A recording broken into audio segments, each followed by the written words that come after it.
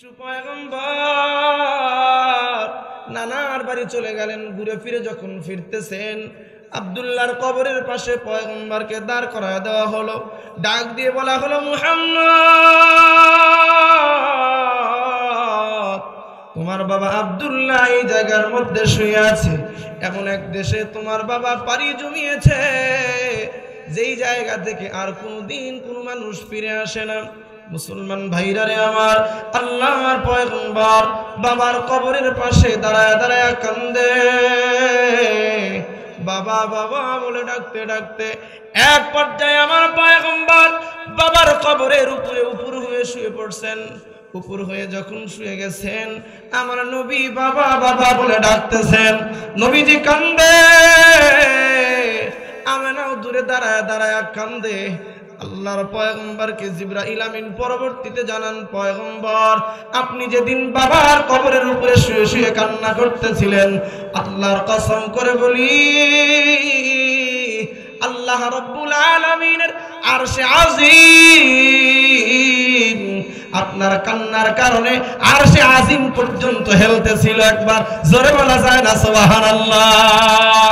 ও মুসলমান ইমানদার, আল্লাহর পয়গম্বর যখন বাবার কবরের উপরে শুয়ে পড়লেন, আল্লাহ রাব্বুল আলামিন জিবরাইলকে ডাক দিয়ে বলেন, জিবরাইল রে, তাড়াতাড়ি করে যাও। আমি আল্লাহর সিস্টেম হলো, কবর জগতে যিনি একবার চলে যায় আর কোনোদিন তিনি ফিরে আসার কোনো সুযোগ নাই। কিন্তু জিবরাইল, যেই নবীরে দুনিয়াতে পাঠানোর উদ্দেশ্য যদি না থাকতো, তুমি জিবরাইল অস্তিত্ব পেতে না। তুমি জিবরাইলকেও আমি রব্বুল আলামিন বানাইতাম না।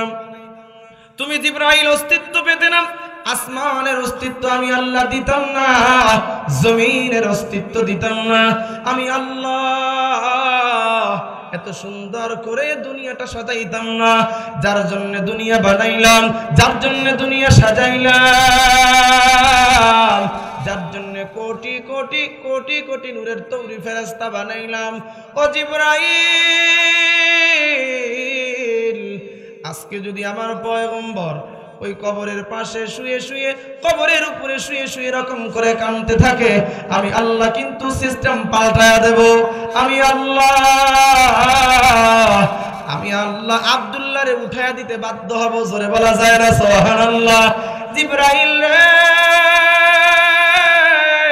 যা যা, মুহাম্মদ রে বাবার কবরের পাশ থেকে সরায়া দে। জিবরাইল আমিন বলে, ইয়া রাসূলুল্লাহ, ইয়া হাবিবাল্লাহ, আমি আপনারে সরায়া দিলাম। কিছু দূর পর্যন্ত আগানো হলো। আবওয়া নামক জায়গায় যখন পয়গম্বর চলে আসলেন, আম্মা জান তো অসুস্থ হয়ে গেলেন। আল্লাহর পয়গম্বর আবওয়া নামক স্থানে অবস্থান করতেছেন। আল্লাহ রাব্বুল আলামিন জিবরাইলকে, আজরাইলকে ডাক দিয়ে বলেন, আজরাইল, যা যা, আমেনাকে উঠায় নিয়ে আয়। হযরতে আজরাইল বলে, ইয়া রাসূলুল্লাহ, ইয়া হাবিবাল্লাহ, যার জন্য দুনিয়া বানাইলেন ওই মানুষটার বাবারে তো উঠায় নিয়ে আসছেন আগে, এখন আবার মারে উঠায় নিয়ে আসছেন। সে তো ইয়াতীম হয়ে যাবে। আল্লাহ রাব্বুল আলামিন বলেন, জিবরাইল ও আজরাইল, শোনো, আমার পয়গম্বর, আমার বন্ধুকে লালন পালনের দায়িত্ব আর জিম্মাদারি আমি আল্লাহর। আমার বন্ধুর অভিভাবক দুনিয়ার কোনো মানুষকে রাখতে চাই না। আমি আল্লাহ আমার বন্ধুর অভিভাবকত্ব গ্রহণ করলাম। জোরে বলা যাবে না সুবহানাল্লাহ? ও মুসলমান ইমানদার, আল্লাহর পয়গম্বর সাল্লাল্লাহু আলাইহি ওয়াসাল্লামকে আল্লাহ রাব্বুল আলামিন মা বাবার ছায়াটা যখন কেড়ে নিলেন, আমার আল্লাহ অভিভাবক হয়ে গেলেন। বলুন তো দেখি, আমার আল্লাহর থেকে উত্তম অভিভাবক পৃথিবীর জমিনে কি আর হতে পারে? আমার আল্লাহ তার বন্ধুকে সবসময় ভালো রাখতে চান, সবসময় হাস্যোজ্জ্বল রাখতে চান। আমার পয়গম্বরের মন যখন একটু খারাপ হয়ে যেত, আমার নবীর কাছে খুশ গল্প করার জন্যও আল্লাহ রাব্বুল আলামিন, জিবরাইল, আল্লাহ, ইয়া হাবিবাল্লাহ, আমার তো মনে হয় ফজরের নামাজ আদায় করেছি, জোহরের নামাজ আদায় করতে পারবো কিনা সন্দেহ করে। আল্লাহর পয়গম্বর জবাব দিলেন, যালিকা বাঈদ, সাহাবী রে, এটা তো অনেক দূরের ব্যাপার। আল্লাহর নবী দ্বিতীয় একজন সাহাবীকে জিজ্ঞাসা করলেন, তুমি কত দূরে মৃত্যুকে মনে করো? সাহাবী উত্তর করলেন, ইয়া রাসূলুল্লাহ, ইয়া হাবিবাল্লাহ, আমি 2 রাকাত নামাজের নিয়ত করে তাকবীরে তাহরিমা বেঁধে যখন নামাজের মধ্যে দাঁড়ায় গেছি, আমার তো চিন্তা হয় 2 রাকাত নামাজ শেষ করতে পারবো কিনা, আমি টেনশন করি এর মধ্যেই মৃত্যু এসে যেতে পারে। আল্লাহর পয়গম্বর এবারও জবাব দিলেন, যালিকা বাঈদ। সাহাবায়ে কেরাম বিনয়ের সঙ্গে প্রশ্ন করলেন, ইয়া রাসূলুল্লাহ, ইয়া হাবিবাল্লাহ, 2 রাকাত নামাজ শেষ করার মতো টাইম হাতের মধ্যে নাই, তাহলে বলুন মৃত্যু আমাদের কত দূরে? আল্লাহর পয়গম্বর জবাব দিলেন, সাহাবীরে, আমি জানি মৃত্যুর ফেরেশতা আমি নবীর কাছে অনুমতি ব্যতিরেকে আসতে পারবে না। মৃত্যুর ফেরেশতা আমার কাছে আসতে হলে অনুমতি নিয়ে আসবে, কিন্তু সাহাবী আমার তো মনে হয় নামাজের মধ্যে দাঁড়ায় শেষ পর্যন্ত যাওয়া তো দূর কি বাত হ্যায়, আমি ডানে সালাম ফিরিয়েছি, বামে সালাম ফিরাতে পারবো কিনা, এর আগেই বুঝি মৃত্যুর ফেরেশতা এসে অনুমতি চেয়ে বসে। ও মুসলমান ইমানদার, একটু ঠান্ডা মাথায় কথাগুলো বোঝার জন্য চেষ্টা করবেন। আল্লাহর পয়গম্বর সাল্লাল্লাহু আলাইহি ওয়াসাল্লাম, যার কাছে মৃত্যুর ফেরেশতা পর্যন্ত অনুমতি ছাড়া আসে নাই, আল্লাহর নবী যখন মরজে ওয়াফাতের মধ্যে যখন বিছানার মধ্যে শুয়ে আছেন, আল্লাহর পয়গম্বর জ্বরের তাপমাত্রা এতটাই বেশি, নবীজি একবার পানির মধ্যে হাতটা ডুবাইয়া কপালের মধ্যে বারবার করে মুছতেছেন। এমত অবস্থায় জিবরাইল আমিন সামনে দাঁড়ায় গেলেন, পয়গম্বরকে সালাম করলেন, আসসালাতু ওয়াসসালামু আলাইকা ইয়া রাসূলুল্লাহ, আসসালাতু ওয়াসসালামু আলাইকা ইয়া হাবিবাল্লাহ। কিন্তু আশ্চর্য এক পরিস্থিতি লক্ষ্য করা গেল, অন্যদিন জিবরাইল আমিন সালাম দিতেন বড় হাস্যোজ্জ্বল চেহারা নিয়ে, কথায় কথা মনে আসে না বলে পারি না। বন্ধুরে, আল্লাহর পয়গম্বরদের কাছে বার্তা নিয়ে, আল্লাহর পক্ষ থেকে বার্তা নিয়ে আসাটাই জিবরাইল আলাইহিস সালাতু ওয়াস সালামের কাজ। বনি ইসরাইলের ৭০,০০০ নবী আর পয়গম্বরদের কাছে জিবরাইল আমিন সর্বোচ্চ যেই নবীর কাছে আসতেন তিনি হলেন মুসা কালিমুল্লাহ। মুসা কালিমুল্লাহর কাছে আল্লাহর ফেরেশতা জিবরাইল আসছেন মাত্র ৪০০ বার। কতবার বললাম?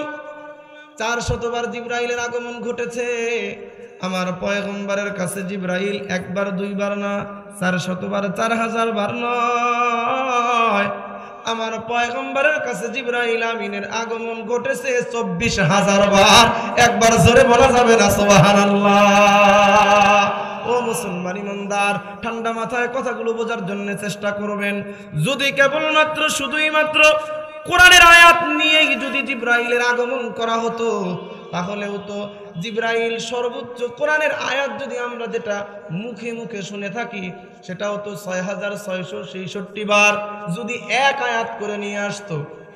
কিন্তু মুফাসসিরিনে কেরাম তাফসীরের কিতাবের ভিতরে লিখেছেন জিবরাইল আমিন কখনো এক আয়াত নিয়ে আসতেন, কখনো এক সূরা নিয়ে আসতেন, কখনো বা ১০টা ৫টা করে আয়াত নিয়ে আসতেন। তার মানে বুঝাইতে যায় একটা করে আয়াত নিয়ে আসলে জিবরাইলের আগমন করার কথা ছিল ৬,০০০ ৬,৫০০ বার, কিন্তু জিবরাইলের আগমন ঘটেছে ২৪,০০০ বার। বোঝা গেল শুধুই মাত্র কেবলমাত্র কোরআন নিয়েই জিবরাইল পয়গম্বরের কাছে আসে নাই, বরং পয়গম্বরের মন খুশি করার জন্যও জিবরাইল আমিনকে আল্লাহ পাঠিয়ে দিয়েছেন। একবার জোরে বলা যায় না সুবহানাল্লাহ? ও মুসলমান ইমানদার, আমি আপনাদেরকে যে বিষয়টি বুঝাইতে চাই সেটি হলো আল্লাহর পয়গম্বর সাল্লাল্লাহু আলাইহি ওয়াসাল্লামকে আল্লাহ রাব্বুল আলামিন কোন সময় মন মালিন্য দেখতে চান নাই। আল্লাহর পয়গম্বরকে দিলটা, পয়গম্বরের চেহারাটা একটু মলিন হোক, এটা আল্লাহ রাব্বুল আলামিন বরদাস্ত করেন না। আল্লাহ রাব্বুল আলামিন সহ্য করতে পারেন না। কথায় কথা মনে আসে না বলে পারি না। আল্লাহর নবীর বয়স যখন ৬ বছর, কয় বছর বলেন? ৬ বছর বয়সের পয়গম্বর মরুভূমির মধ্যে বন্ধুদের সঙ্গে খেলা করে কিংবা খেলা দেখেন। আশ্চর্য ব্যাপার হলো আমার পয়গম্বর বলেন, আমি যখন তাকায় দেখলাম খেলা যখন শেষ হয়ে গেল, ছোট ছোট বন্ধুদের সমস্ত বাবাগুলো এসে, সবার বাবা এসে কোলের মধ্যে উঠায় নিল, হাতের মধ্যে খেজুর ধরায়া দিল, কোলের মধ্যে উঠাইয়া গালের মধ্যে চুমু দেয়, আদর করতে করতে বাসায় নিয়ে যায়। আমি মুহাম্মদ, আমার কপালটা এরকম, জন্মের আগেই আমার বাবা ইন্তেকাল হয়ে গেছে, আমি আমার দুই চোখ দিয়ে আমার বাবারে দেখি নাই। আমি যখন দেখলাম আমার বন্ধুগুলোকে সবার যার যার বাবা এসে কোলের মধ্যে উঠায় নিয়ে গেল, আমার দিলটা বড় ব্যথিত হয়ে গেল, দিলের মধ্যে ধাক্কা লেগে গেল। আমি মুহাম্মদ মরুভূমির বালির উপরে শুয়ে পড়লাম কান্না করতে করতে। সন্ধ্যা যখন ঘনায় গেল, তখনও পর্যন্ত আমি বাড়ি যাবার কোনো ফিকির নাই, তখনও মরুভূমির বালির উপরে শুয়ে শুয়ে কান্দি। আমার মা আমিনা আমাকে খোঁজার জন্য আসছে, তাকায় দেখে আসমানের চাঁদ যেন মরুভূমির বালির উপরে শুয়ে শুয়ে কান্না করতেছে। আমিনা পয়গম্বরকে বুকের মধ্যে আন্দা দিয়ে ধরলেন, ডাক দিয়ে বললেন, বাবা মুহাম্মদ, সন্ধ্যা ঘনায় গেছে, সমস্ত বন্ধুগুলো বাসায় চলে গেছে, তুমি কেন এখানে বসে বসে শুয়ে শুয়ে কান্দ? আমার নবীজি উত্তর করে, আম্মা জান, বন্ধুদের সঙ্গে খেলা করলাম, সমস্ত বন্ধুদের বাবা এসে কোলের মধ্যে উঠায় নিয়ে গেল, আমার বাবা কি আসবে না? আমার বাবা কি মুহাম্মদ বলে ডাকবে না? আমার বাবা কি আমাকে আদর করবে না? হাতের মধ্যে খুরমা খেজুর ধরায় দেবে না? এমনটি কথা বলতে বলতে পয়গম্বরের চোখের পানি কিন্তু পড়তেছে। আমিনা ডাক দিয়ে বলেন, আমিও মুহাম্মদকে বুকের মধ্যে জড়াইয়া আমিও চোখের পানি ফেলে কান্না শুরু করে দিলাম। আমিনা এক পর্যায়ে আব্দুল মুত্তালিবের কাছে চলে গেলেন, ডাক দিয়ে বলেন, আব্বা জান, আপনি যদি অনুমতি দেন আমি মুহাম্মদকে লইয়া আমার বাবার বাড়ি মদিনায় ঘুরে আসি, আব্দুল্লাহর কবরটা মুহাম্মদকে দেখা দিয়ে আসি। আব্দুল মুত্তালিব অনুমতি দিলেন। শিশু পয়গম্বর নানার বাড়ি চলে গেলেন। ঘুরে ফিরে যখন ফিরতেছেন, আব্দুল্লাহর কবরের পাশে পয়গম্বরকে দাঁড় করায় দেওয়া হলো। ডাক দিয়ে বলা হলো, মুহাম্মদ, তোমার বাবা আব্দুল্লাহ এই জায়গার মধ্যে শুয়ে আছে। এমন এক দেশে তোমার বাবা পাড়ি জমিয়েছে, যেই জায়গা থেকে আর কোনদিন কোনো মানুষ ফিরে আসে না। মুসলমান ভাইরা রে আমার, আল্লাহর পয়গম্বর বাবার কবরের পাশে দাঁড়ায় দাঁড়ায় কান্দে। বাবা বাবা বলে ডাকতে ডাকতে এক পর্যায়ে আমার পয়গম্বর বাবার কবরের উপরে উপর হয়ে শুয়ে পড়ছেন। উপর হয়ে যখন শুয়ে গেছেন, আমার নবী বাবা বাবা বলে ডাকতেছেন। নবীজি কান্দে, আমিনাও দূরে দাঁড়ায় দাঁড়ায় কান্দে। আল্লাহর পয়গম্বরকে জিবরাইল আমিন পরবর্তীতে জানান, পয়গম্বর, আপনি যেদিন বাবার কবরের উপরে শুয়ে শুয়ে কান্না করতেছিলেন, আল্লাহর কসম করে বলি, আল্লাহ রাব্বুল আলামিনের আরশে আজিম আপনার কান্নার কারণে আরশে আজিম পর্যন্ত হেলতেছিল। একবার জোরে বলা যায় না সুবহানাল্লাহ? ও মুসলমান ইমানদার, আল্লাহর পয়গম্বর যখন বাবার কবরের উপরে শুয়ে পড়লেন, আল্লাহ রাব্বুল আলামিন জিবরাইলকে ডাক দিয়ে বলেন, জিবরাইল রে, তাড়াতাড়ি করে যাও। আমি আল্লাহর সিস্টেম হলো, কবর জগতে যিনি একবার চলে যায় আর কোনোদিন তিনি ফিরে আসার কোনো সুযোগ নাই। কিন্তু জিবরাইল, যেই নবীরে দুনিয়াতে পাঠানোর উদ্দেশ্য যদি না থাকতো, তুমি জিবরাইল অস্তিত্ব পেতে না। তুমি জিবরাইলকেও আমি রব্বুল আলামিন বানাইতাম না। তুমি জিবরাইল অস্তিত্ব পেতে না, আসমানের অস্তিত্ব আমি আল্লাহ দিতাম না, জমিনের অস্তিত্ব দিতাম না। আমি আল্লাহ এত সুন্দর করে দুনিয়াটা সাজাইতাম না। যার জন্য দুনিয়া বানাইলাম, যার জন্য দুনিয়া সাজাইলাম, যার জন্য কোটি কোটি কোটি কোটি নূরের তৈরি ফেরেশতা বানাইলাম। ও জিবরাইল, আজকে যদি আমার পয়গম্বর ওই কবরের পাশে শুয়ে শুয়ে, কবরের উপরে শুয়ে শুয়ে এরকম করে কাঁদতে থাকে। আমি আল্লাহ কিন্তু সিস্টেম পাল্টায়া দেব। আমি আল্লাহ আব্দুল্লাহরে উঠায়া দিতে বাধ্য হব। জোরে বলা যায় না সুবহানাল্লাহ। জিবরাইল রে যা যা, মুহাম্মদ রে বাবার কবরের পাশ থেকে সরায়া দে। জিবরাইল আমিন বলে, ইয়া রাসূলুল্লাহ, ইয়া হাবিবাল্লাহ, আমি আপনারে সরায়া দিলাম। কিছু দূর পর্যন্ত আগানো হলো। আবওয়া নামক জায়গায় যখন পয়গম্বর চলে আসলেন, আম্মাজান তো অসুস্থ হয়ে গেলেন। আল্লাহর পয়গম্বর আবওয়া নামক স্থানে অবস্থান করতেছেন। আল্লাহ রাব্বুল আলামিন জিবরাইলকে, আজরাইলকে ডাক দিয়ে বলেন, আজরাইল যা যা, আমেনাকে উঠায় নিয়ে আয়। হযরতে আজরাইল বলে, ইয়া রাসূলুল্লাহ, ইয়া হাবিবাল্লাহ, যার জন্য দুনিয়া বানাইলেন ওই মানুষটার বাবারে তো উঠায় নিয়ে আসছেন আগে, এখন আবার মারে উঠায় নিয়ে আসছেন। সে তো ইয়াতীম হয়ে যাবে। আল্লাহ রাব্বুল আলামিন বলেন, জিবরাইল ও আজরাইল শোনো, আমার পয়গম্বর, আমার বন্ধুকে লালন পালনের দায়িত্ব আর জিম্মাদারি আমি আল্লাহর। আমার বন্ধুর অভিভাবক দুনিয়ার কোনো মানুষকে রাখতে চাই না। আমি আল্লাহ আমার বন্ধুর অভিভাবকত্ব গ্রহণ করলাম। জোরে বলা যাবে না সুবহানাল্লাহ। ও মুসলমান ইমানদার, আল্লাহর পয়গম্বর সাল্লাল্লাহু আলাইহি ওয়াসাল্লামকে আল্লাহ রাব্বুল আলামিন মা বাবার ছায়াটা যখন কেড়ে নিলেন, আমার আল্লাহ অভিভাবক হয়ে গেলেন। বলুন তো দেখি, আমার আল্লাহর থেকে উত্তম অভিভাবক পৃথিবীর জমিনে কি আর হতে পারে? আমার আল্লাহ তার বন্ধুকে সবসময় ভালো রাখতে চান, সবসময় হাস্যোজ্জ্বল রাখতে চান। আমার পয়গম্বরের মন যখন একটু খারাপ হয়ে যেত, আমার নবীর কাছে খুশ গল্প করার জন্যও আল্লাহ রাব্বুল আলামিন জিবরাইলকে পাঠিয়ে দিতেন। সুবহানাল্লাহ। জিবরাইল আমিনকে পাঠিয়ে দিতেন, জিবরাইল যাও যাও, আমার বন্ধুর মন খারাপ, আমার বন্ধুর মনটা একটু ভালো করে দিয়ে আসো। সুবহানাল্লাহ বলা যায় না? আমার বন্ধুরে মন খারাপ দেখলে আমি আল্লাহর ভালো লাগে না। বন্ধুর মন খারাপ, বন্ধুর মনটা ভালো করে দিয়ে আসো। হযরত জিবরাইল আলাইহিস সালাতু ওয়াস সালাম আল্লাহর নবীর কাছে এমনি গল্প করার জন্য আসতেন।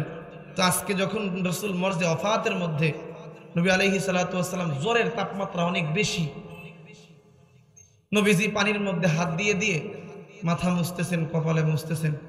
জিবরাইল আলাইহিস সালাতু ওয়াস সালাম নবীজির কাছে এসে সালাম দিলেন, কিন্তু আজকে জিবরাইলের চোখের মধ্যে পানি। আল্লাহর পয়গম্বর বলেন, জিবরাইল যখন আমার সামনে দাঁড়াইয়া আমারে যখন সালাম দিল, চোখের মধ্যে পানি দেখলাম। জিবরাইলকে জিজ্ঞাসা করলাম, জিবরাইল তোমার চোখের মধ্যে কেন পানি দেখা যায়? জিবরাইল আমিন বলে, ইয়া রাসূলুল্লাহ, ইয়া হাবিবাল্লাহ,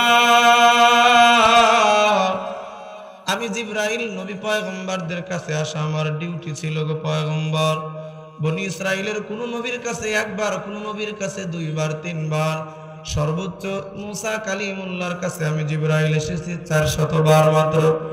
ইয়া রাসূলুল্লাহ, ইয়া হাবিবাল্লাহ, আপনি পয়গম্বরের কাছে আমি জিবরাইলের আগমন ঘটেছে 24,000 বার। ওগো নবীজি, আজকের পরে দুনিয়ার জমিনে আপনার সঙ্গে আমার আর দেখা হবে না। নবী গো,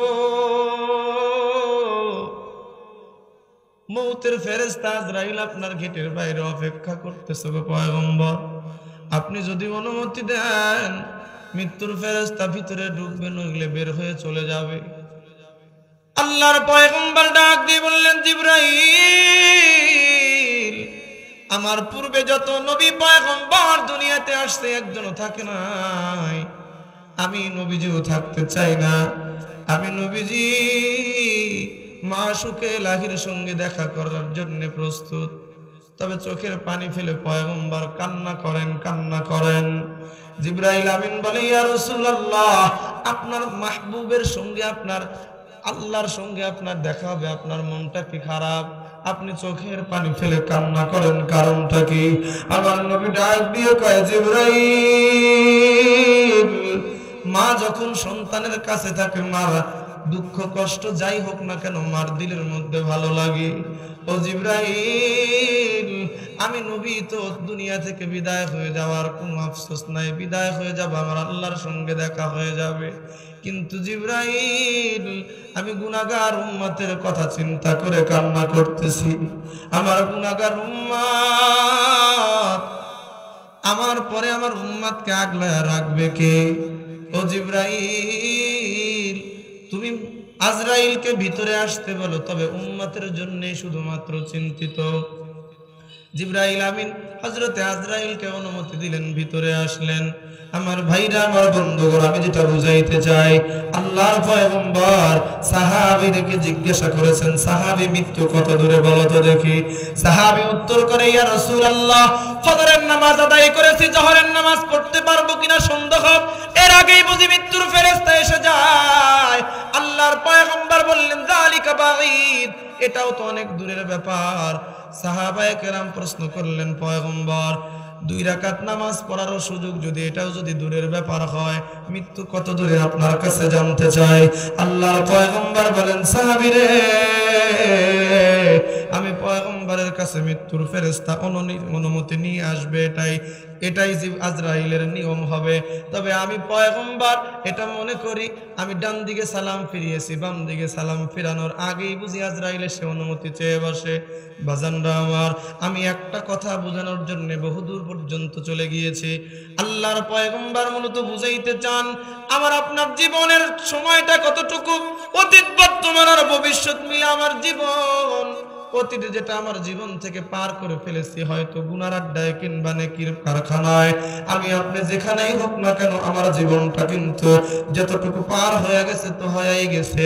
আল্লাহর পয়গম্বর মূলত বুঝাইতে চান, উম্মতের দল, ভবিষ্যতের কোনো নিশ্চয়তা কিন্তু তোমাদের নাই। এখন আজকে রাত্র কার সকাল হবে গ্যারান্টি নাই।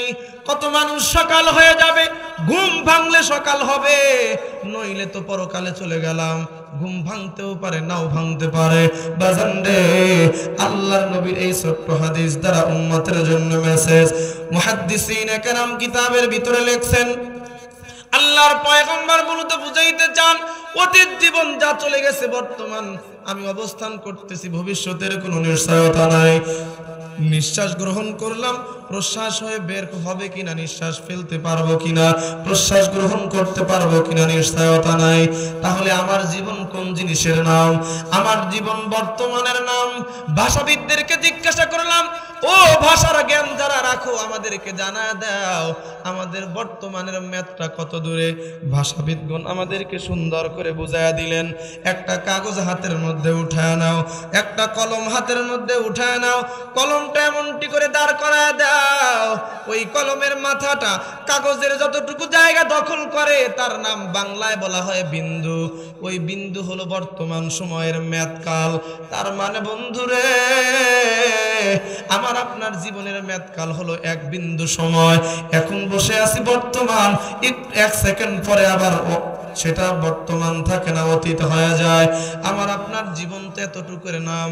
তাহলে আমার আপনার জীবনটা কোন জিনিসের উপরে বাহাদুরি করে চলতেছে মুসলমান? আমার জীবন গুনাহের আড্ডার মধ্যে চলতেছে, আমার জীবন চলতেছে নাটকের আড্ডায়, আমার জীবন চলতেছে ওই যে মদের আড্ডায়, জুয়ার আড্ডায়, আমার জীবন চলতেছে নেশার আড্ডায়, আমার জীবন চলতেছে বয়ফ্রেন্ড গার্লফ্রেন্ডের পিছনে, আমার জীবন চলতেছে দুনিয়া কামানোর পিছনে। বন্ধুরে, দুনিয়া তোমার ধরা দেবে না, দুনিয়ার কোন মানুষ দুনিয়া সঙ্গে নিয়ে যাইতে পারে নাই। বাদশাহ জুলকারনাইন, আমরা যাকে সেকান্দার বাদশাহ বলে জানি, বাদশাহ জুলকারনাইনকে রব্বুল আলামিন তামাম পৃথিবীর বাদশাহী দান করেছিলেন। তামাম পৃথিবী উনি 2 বার সফর করেছেন, 2 বার। তামাম পৃথিবীর বাদশাহী পানেওয়ালা বাদশাহ সিকান্দার, বাদশাহ সিকান্দার যখন মরজে ওফাতের মধ্যে বিছানার মধ্যে যখন পড়ে আছেন, বিছানার মধ্যে পড়ে সর্বশেষ অধীনস্থদেরকে ওসিয়ত করতেছেন, ওয়ারিসিনদেরকে ওসিয়ত শুরু করে দিলেন। ও আমার ওয়ারিসিনরা, তোমাদেরকে আমি যুলকারনাইন একটা ওসিয়ত করি, আমি যখন মৃত্যুবরণ করব আমাকে ইচ্ছামতো দাফন তোমরা করতে পারবা না। কারণ হলো আমি তামাম পৃথিবীর বাদশাহী পানেওয়ালা একজন মানুষ। আমার জনগণ চাবে আমাকে শেষবারের মতো একবার দেখবে, এটা জনগণের চাহিদা হতে পারে, আমাকে জনগণের সামনে প্রদর্শনী দেওয়া লাগতে পারে। তবে তোমাদের কাছে আমার ওসিয়ত হলো, আমাকে যখন প্রদর্শনী দিবা আমাকে কাফনের বাইরে আমার দুটো হাত বের করে রাখবা। কাফনের ভিতর থেকে যখন হাত বের করে তাকে প্রদর্শনী দেওয়া হয়, দুনিয়াদাররা ডাক দিয়ে বলে, দেখো সারা জীবন আমাদের কাছ থেকে ট্যাক্স আদায় করলো, আজকে মরে গেছে তাও হাত পেতে ট্যাক্সের আবদার জানায়। কিন্তু দুনিয়া বিমুখ যারা, আখিরাতের চক্ষু আছে যার, ওই সমস্ত মানুষগুলো ডেকে বলে, না না, বাদশাহ যুলকারনাইন আজ ট্যাক্স চাইতেছে না, বাদশাহ যুলকারনাইন আজকে তোমাদের কাছে খাজনা চায় না, বরং আজকে দেখাইতে চায় তামাম দুনিয়ার বাদশাহ আমি, তামাম দুনিয়ার বাদশাহী পাইয়া সময় খালি হাতে চলে যায়। ও মুসলমান ইমানদার, আমি আপনি দুনিয়ার পিছনে দুনিয়া কামানোর জন্য কত ভাই প্রবাস জীবন যাপন করতেছে 5 বছর 10 বছর 15 বছর পর্যন্ত। এমনকি এমন মানুষ তো অনেক রয়ে গেছে 30-35 বছর পর্যন্ত প্রবাস জীবন যাপন করতেছে। যদি জিজ্ঞাসা করা হয় প্রবাস জীবন এত লম্বা টাইম, 35 বছর পর্যন্ত প্রবাস জীবন যাপন করতেছেন, কারণটা কি? কারণ একটাই বলবে, কিছু দুনিয়া কামানোর জন্য, সন্তানদের সুন্দর ভবিষ্যৎ করে দেওয়ার জন্য আমি এত কষ্ট করে প্রবাস জীবন যাপন করতেছি। আমার কাছের একজন বন্ধুকে একদিন জিজ্ঞাসা করলাম, উনি কুয়েত প্রবাসে আছেন, মাঝে মাঝেই কথা হয়। আমি আমার বন্ধু, ছোটবেলার বন্ধু, জিজ্ঞাসা করেছি, বন্ধুরে এই যে জীবন যাপন করতেছো প্রবাস জীবনটা তুমি কেমনে মূল্যায়ন করো, তোমার কাছে প্রবাস জীবনটা কেমন মনে হয়?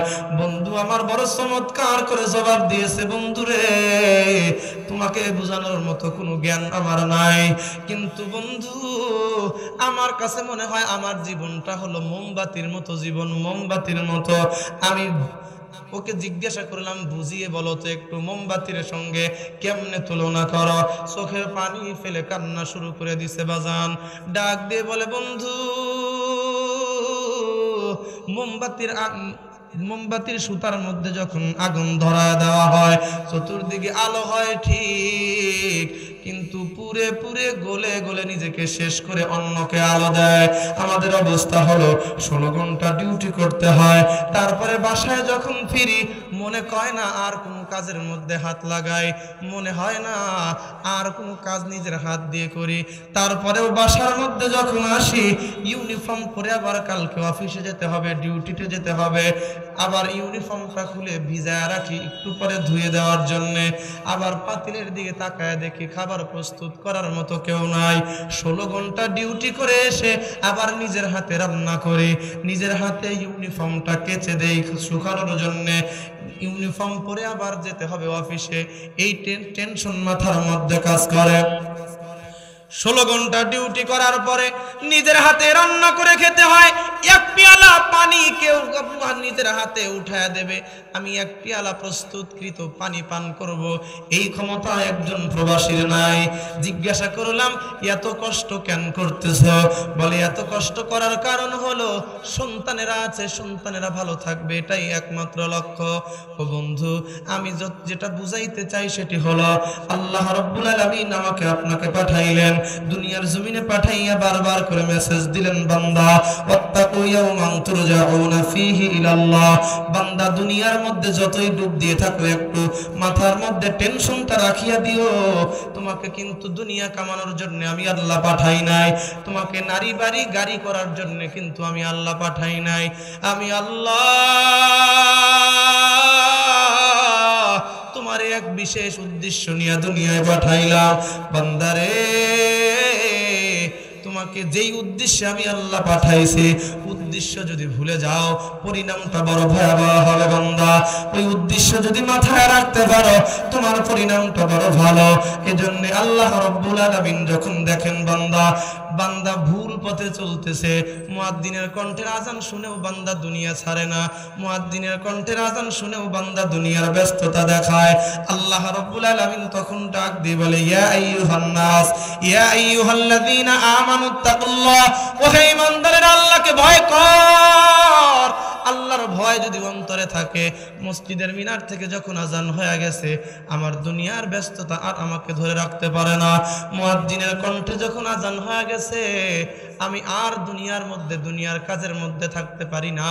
আল্লাহ রাব্বুল আলামিন ডাক দিয়ে বলেন ইয়া আইয়ুহাল্লাযীনা আমানু ইযা নুদিয়া লিস-সালাতি মিন ইয়াউমিল জুমআহ ফাসআউ ইলা যিকরিল্লাহি ওয়া যারুল বাই' যালিকুম খায়রুল লাকুম ইন কুনতুম তা'লামুন। আল্লাহ রাব্বুল আলামিন বলে বান্দারে যখন মুয়াজ্জিনের কণ্ঠে মসজিদের মিনার থেকে আজান হয়ে গেছে তখন দুনিয়ার ব্যস্ততাকে উপেক্ষা করো, দুনিয়ার ব্যস্ততাকে ত্যাগ করো, দুনিয়ার ব্যস্ততা ত্যাগ করে মুয়াজ্জিনের কণ্ঠে আহ্বানে সাড়া দাও।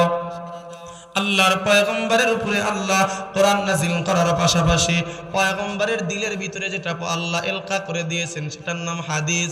আল্লাহর পয়গম্বর বলেন আল্লাহ যখন কিয়ামতের ময়দান কায়েম করে দিবেন, কিয়ামতের ময়দান কায়েম হয়ে যাবে যেই দিন পৃথিবীর বিজ্ঞান গবেষণা করে বলেন দুনিয়ার জমিন থেকে 9,30,00,000 মাইল দূরের সূর্য, ওই সূর্য যেখানে অবস্থান করতেছে সূর্যের কেন্দ্রবিন্দুর মধ্যে 5 কোটি ডিগ্রি সেলসিয়াস তাপমাত্রা সূর্য বহন করে। কত বললাম? 5 কোটি ডিগ্রি সেলসিয়াস তাপমাত্রা সূর্যের কেন্দ্রবিন্দু সূর্য বহন করে। আল্লাহর পয়গম্বর জানান কিয়ামত যেদিন কায়েম হয়ে যাবে ওই যে 9,30,00,000 মাইল দূরের সূর্যটা মাথার আধাত উপরে চলে আসবে। বান্দা কিয়ামতের ভয়াবহ অবস্থা এতটাই বিকট ধারণ করবে, এতটাই ভয়াবহতা ধারণ করবে। আল্লাহ রাব্বুল আলামিন বলেন দুনিয়ার জমিনের মানুষগুলো ভাই ভাইয়ের জন্য নিবেদিত প্রাণ থাকলেও ওই দিন ভাই কোনো কাজে আসবে না। মা বাবা সন্তানের জন্য নিজের জীবনটা পর্যন্ত দিয়ে দিতে পারে।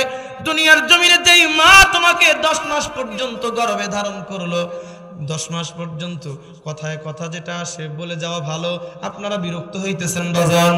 আল্লাহর পয়গম্বর সাল্লাল্লাহু আলাইহি ওয়াসাল্লাম বলেন, পৃথিবীর বিজ্ঞান পয়গম্বরের হাদিস গবেষণা করে বলেন একজন মা যখন সন্তান গর্ভে ধারণ করে, একজন মা যখন সন্তান গর্ভে ধারণ করতেছে প্রথম 4 মাস সন্তান যখন গঠন হয়ে গেছে, 4 মাস যখন মার গর্ভের বয়স, আল্লাহ রাব্বুল আলামিন তখন সন্তানের রূহ দিয়ে দেয় মার পেটের মধ্যে। সন্তান তখন নাড়াচাড়া করে। কখনো যদি আলট্রাসোনোগ্রাফি যখন করা হয় কম্পিউটারের স্ক্রিনের মধ্যে তাকায় দেখবেন বাজান সন্তান মার পেটের মধ্যে সন্তান যেখানে অবস্থান করতেছে সন্তানের পাটা একটু উপরের দিকে, মাথাটা তুলনামূলক নিচের দিকে, ঠিক না ঠিক? সন্তানের পাটা একটু উপরের দিকে, পা উপরের দিকে কোন পর্যন্ত গেছে? দুনিয়ার বিজ্ঞান বলেন মার কলিজার সঙ্গে সন্তানের পা দুটো লাগানো থাকে। সন্তান যদি পা আস্তে করে নাড়া দেয় দুনিয়ার সন্তানের পা অন্য কোনো জায়গায় লাগে না, মার কলিজার মধ্যে বরাবর লেগে যায়।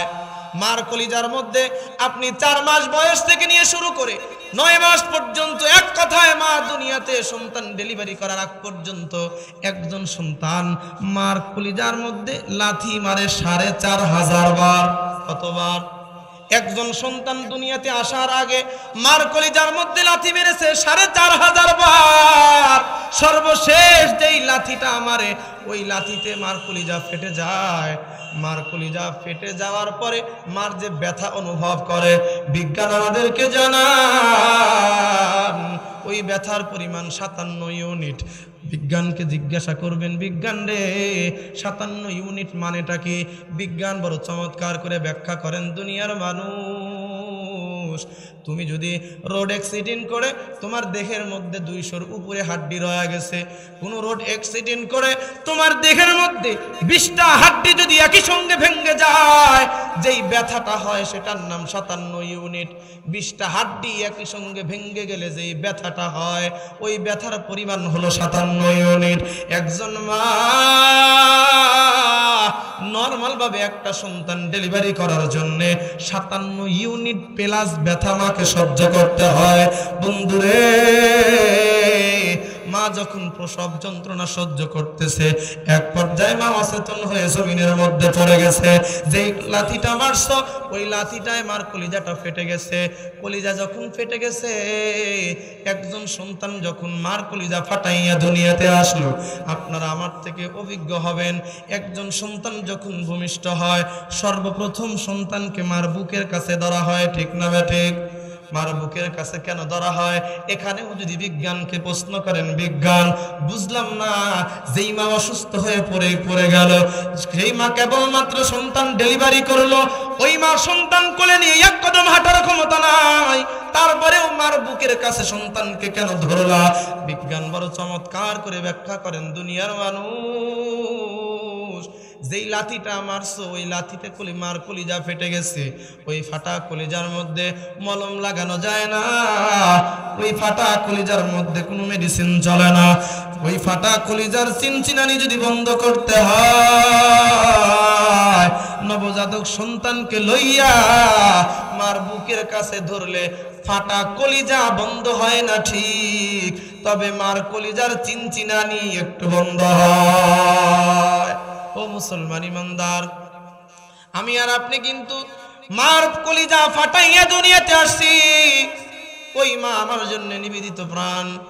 মা যদি হসপিটালেও যদি ডাক্তারের শরণাপন্ন হয়, কত মাকে এমন দেখা গেছে, মাকে জিজ্ঞাসা করা হয়, মা তোমার কন্ডিশন তো বড় খারাপ, তোমাকে বাঁচাতে পারবো অথবা সন্তানকে, দুইজনকে একই সঙ্গে বাঁচাইতে পারবো না। দেখবেন মা একটা জবাব দেয়, ডাক্তার রে, আমি মার যেটা হয়ে যাক আফসোস নাই, আমার সন্তান যেন বাঁচে, ঠিক না বে ঠিক? কথা কন।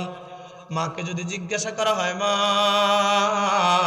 তুমি থাকলে না সন্তান আবারও পাওয়া যাবে, সন্তান যা হয়ে যায় যাক, তোমাকে বাঁচাই, মা তখন উত্তর করে, আমি নিজের কানে শুনেছি, ও ডাক্তার, সূর্যের আলো কেমন হয় আমি দেখেছি, চাঁদের আলো দেখতে কেমন হয় আমি দেখেছি, দুনিয়ার আবহাওয়া কেমন আমি অনুভব করেছি।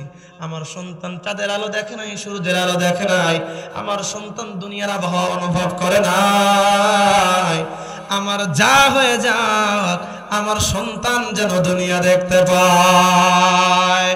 মা সন্তানের জন্য নিজের জীবনটা পর্যন্ত দিতে পারে, বাবা সন্তানের জন্য নিজের জীবনটা পর্যন্ত দিতে পারে, অথচ কিয়ামতের ময়দান যেদিন কায়েম হয়ে যাবে, আল্লাহ রাব্বুল আলামিন বলেন, ইয়াউমা ইয়াফিরুল মারউ মিন আখিহি ওয়া উম্মিহি ওয়া আবি ওয়া সাহিবাতিহি ওয়া বানিহি লিকুল্লি ইমরিইম মিনহুম ইয়াউমাইযিন শাআনুন ইউগনি।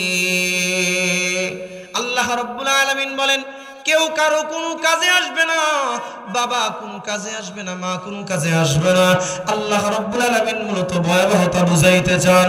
সূর্য মাথার আঘাত উপরে তাপ দিতেছে 5 কোটি ডিগ্রি সেলসিয়াস, যদি বিজ্ঞানের গবেষণা মেনে নেই, 5 কোটি ডিগ্রি সেলসিয়াস তাপমাত্রা বিশিষ্ট একটা সূর্য মাথার আঘাত উপরে এসে যদি তাপ দিতে থাকে, বলুন তো ওই জায়গায় আমার আপনার অবস্থা কি পরিমাণ ভয়াবহতার রূপ ধারণ করতে পারে।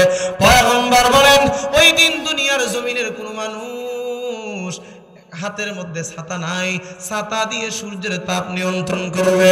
ওই দিন বটবৃক্ষ নাই, বটবৃক্ষের ছায়ায় আশ্রয় গ্রহণ করবে। আল্লাহর পয়গম্বর বলেন, ওই দিন আল্লাহ রাব্বুল আলামিন একমাত্র ছায়া, আরশের ছায়া ব্যতিরেকে আর কোনো ছায়া রাখবেন না। বাজান রে, আমি আর আপনি সেই দিন বাঁচতে চাই কি চাই না? আমি আর আপনি সেই দিন সূর্যের তাপ থেকে বাঁচতে চাই। আল্লাহর পয়গম্বর জানান, দুনিয়ার মানুষ, তোমরা যদি ওই দিন সূর্যের তাপ থেকে বাঁচতে চাও, আল্লাহ রাব্বুল আলামিন ওয়াদা করেছেন 7 শ্রেণীর মানুষকে আল্লাহ আরশের নিচে ছায়া দান করবেন। জোরে বলেন কয় শ্রেণীর? আরো জোরে বলেন কয় শ্রেণীর মানুষ? 7 শ্রেণীর মানুষ। আল্লাহর পয়গম্বর জানান, আমি খুব সংক্ষেপে তর্জমাগুলো শুধুমাত্র বলে যাব, শুধুই মাত্র প্রয়োজন মোতাবেক যতটুকু প্রয়োজন আপনাদের খেদমতে বলার চেষ্টা করব ইনশাআল্লাহ। আল্লাহর পয়গম্বর বলেন, ইমামুন আদিলুন, 1 নম্বরে ওই সমস্ত মানুষগুলো আরশের ছায়ায় আশ্রয় পাবে। আল্লাহ রাব্বুল আলামিন পয়গম্বরকে দিয়ে মেসেজ দেন, পয়গম্বর আপনি বলেন 1 নম্বর হলো ইমামুন আদিলুন, 1 নম্বর হলো ন্যায়পরায়ণ শাসক, যিনি প্রজাদের উপরে কোনোদিন জুলুম করেন নাই, প্রজাদের উপরে অন্যায়ভাবে জুলুম করেন নাই, প্রজাদের উপরে নৃশংস জুলুম চালায় নাই, রিকশা চালককে যারা বুটের লাঠি দেয় নাই, রিকশা চালককে যারা লাঠির বাড়ি দেয় নাই, আলেম উলামাকে যারা আয়না ঘরের মধ্যে নেয় নাই, আলেম উলামাকে যারা কোমরের মধ্যে রশি লাগায় নাই, ওই সমস্ত মানুষগুলোকে আল্লাহ রাব্বুল আলামিন কিয়ামতের ময়দানে আরশের নিচে ছায়া দান করবেন। সুবহানাল্লাহ। আল্লাহ রাব্বুল আলামিন পয়গম্বরকে দিয়ে মেসেজ দিলেন, পয়গম্বর আপনি জানায় দেন এই যে আলুর কেজি 80 টাকা হবে না যদি শাসক বর্গ প্রজাদের উপরে জুলুম ছেড়ে দেয়। ঠিক না বে ঠিক কথা কন? আল্লাহর পয়গম্বর জানান, কোন রাজা যদি প্রজার উপরে জুলুম করে, আল্লাহ রাব্বুল আলামিন যেই গজব দেওয়ার ওয়াদা করেছেন, সেই গজবের পয়লা নাম্বার গজবের নাম জমিনের বরকত আল্লাহ নষ্ট করে দেবে। জমিনের বরকত আসেনি? কথা কন, জমিনের বরকত নষ্ট হয়েছে না হয় নাই? জমিনের বরকত নষ্ট হয়ে গেছে। বুঝলে বুঝপাতা, না বুঝলে তেজপাতা, আমার কিছু করার নাই। আল্লাহর পয়গম্বর বলেন, ওই সমস্ত শাসক বর্গ আল্লাহ তাআলা ভিআইপি বলে ডাকবেন, আরশের নিচে ছায়া দান করবেন।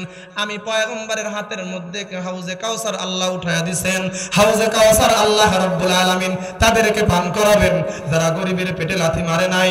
করোনার মধ্যেও আমরা নিজের চোখে দেখেছি 3 দিন 4 দিন পর্যন্ত রিকশা চালক পরিবারের সন্তানদের মুখে খাবার তুলে দিতে পারে নাই। 4 দিনের দিন রিকশা নিয়ে বের হয়েছে, অথচ আমার দেশের সোনার ভাইগুলো ওই সমস্ত রিকশা চালককে 1 টাকা দিয়ে সহযোগিতা তো করেই নাই, বরং বুটের লাঠি উপহার দিয়েছে। একবার জোরে বলেন ঠিক না ঠিক? ও মুসলমান ইমানদার, 2 নম্বরে আল্লাহর পয়গম্বর বলেন, 2 নম্বর হলো শাবুন নাশা ফি ইবাদাতিল্লাহ। 2 নম্বরে আল্লাহর পয়গম্বর বলেন, ওই সমস্ত যুবকদেরকে তোমরা নসিহত শোনায়া দাও, ওই সমস্ত যুবকদেরকে সুসংবাদ শোনায়া দাও, যেই সমস্ত যুবকগুলো নেশার আড্ডায় যায় না, যেই সমস্ত যুবকগুলো গার্লফ্রেন্ডের পিছনে ঘোরে না, যেই সমস্ত যুবতী বয়ফ্রেন্ডের পিছনে ঘোরে না, পার্কে পার্কে ঘোরে না, যেই সমস্ত যুবকগুলো নেশার আড্ডায় যায় না, যেই সমস্ত যুবকের সঙ্গে মদের পিয়ালার কোনো পরিচয় নাই, সেই সমস্ত যুবকগুলোর জন্য গাঞ্জার কলকির সঙ্গে পরিচয় নাই, আব্বার সঙ্গে দেখা নাই, ইয়াবার সঙ্গে যেই সমস্ত যুবকদের দেখা নাই, যেই সমস্ত যুবকগুলোকে ফজরের নামাজে মসজিদে পাওয়া যায়, যেই সমস্ত যুবকগুলোকে এশার নামাজে মসজিদের মধ্যে পাওয়া যায়, যেই সমস্ত যুবকগুলো অফিসেও যদি চাকরি করে প্রত্যেকটা অফিসের মধ্যে নামাজের জায়গা আছে, ওই সমস্ত নামাজের জায়গাগুলোর মধ্যেও যুবকরে পাওয়া যায়। ওই সমস্ত যুবকরে জানা দাও যারা গুনাহের 100 ভাগ ক্ষমতা থাকার পরেও যারা গুনাহ থেকে বাঁচে, যারা যৌবনটা আমি আল্লাহর ব্যাংকের মধ্যে জমা দিয়েছে, ওই সমস্ত মানুষগুলোকে জানা দেন, ওই সমস্ত যুবকগুলোকে আমি আল্লাহ সূর্যের তাপ লাগতে দেব না, ওই সমস্ত যুবকগুলোকে আমি রব্বুল আলামিন সূর্যের তাপ থেকে হেফাজত করে আরশের নিচের 2 নাম্বার প্ল্যাটফর্মে জায়গা করে দেব। একবার জোরে বলা যাবে কি সুবহানাল্লাহ? ও মুসলমান ইমানদার, ঠান্ডা মাথায় কথাগুলো বোঝার জন্য চেষ্টা করবেন। যৌবনের দাম কার কাছে নাই? সবার কাছেই যৌবনের দাম। আমার বিবির কাছেও আমার যৌবনের দাম, যৌবনকালে বিবির কাছে যৌবনের বড় দাম, স্বামীর কাছে যৌবনের দাম। তোমার যৌবন যদি না থাকে, অনেক সময় আমরা এমন দেখেছি টাকা আছে, পয়সা আছে, গাড়ি করে নিয়ে ঘুরে, ড্রাইভারের সাথে ফুটুস আছে না নাই? কেন ভাই? সব আছে, যৌবন নাই। তাই এজন্য আল্লাহর পয়গম্বর জানান, যৌবনের দাম সবার কাছে বেশি। সরকারি ডিপার্টমেন্টে সরকারি সৈনিক যারা, সরকারি ডিপার্টমেন্টে চাকরি যারা করে, বলুন তো নির্ধারিত একটা সময় পর্যন্ত যখন পার হয়ে যায়, যখন যৌবন চলে যায়, এবার সরকার